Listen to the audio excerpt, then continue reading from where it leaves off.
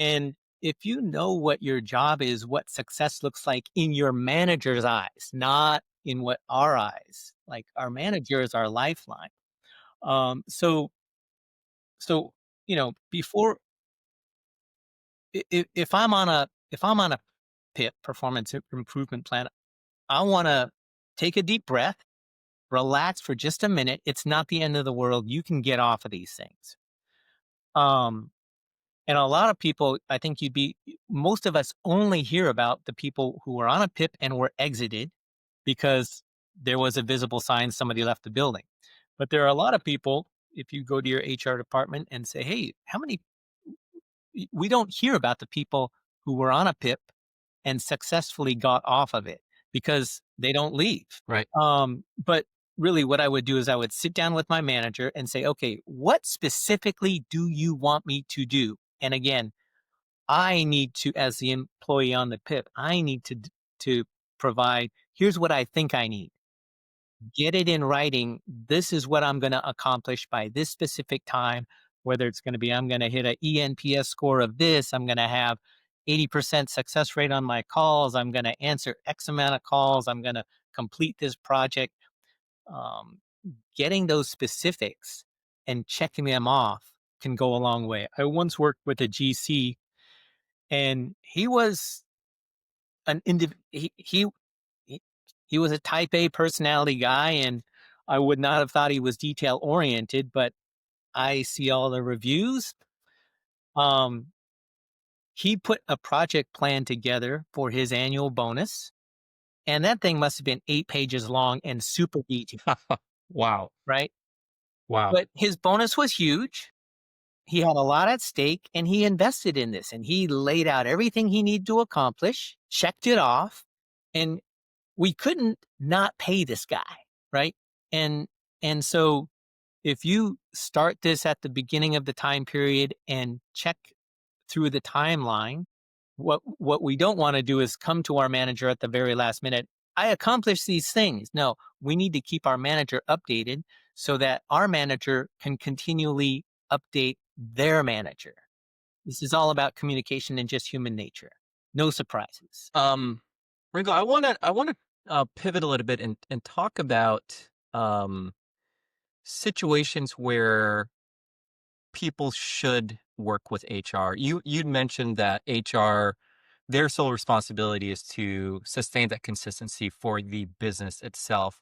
But if you were an employee and you were struggling with certain things, maybe, office dynamics or performance or whatever, how should somebody like that engage with HR initially without the fear of retribution or getting into trouble? Yeah, and I will say this, HR has a bad rap, and a lot of people, regardless of what I say, are probably not going to go to HR.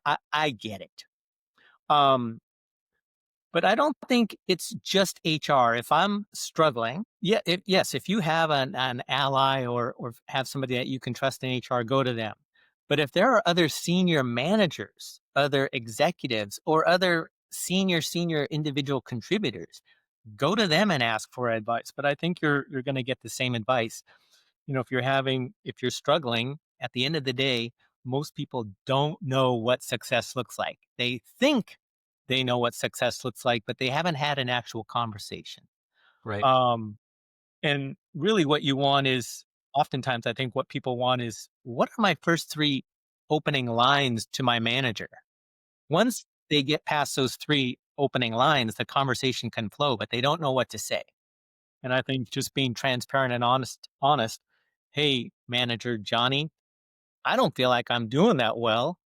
I think I'm doing X, Y, and Z well. Here's where I think I can improve. I want to check in. Mhm. Can you give me some feedback? And, Right. and right.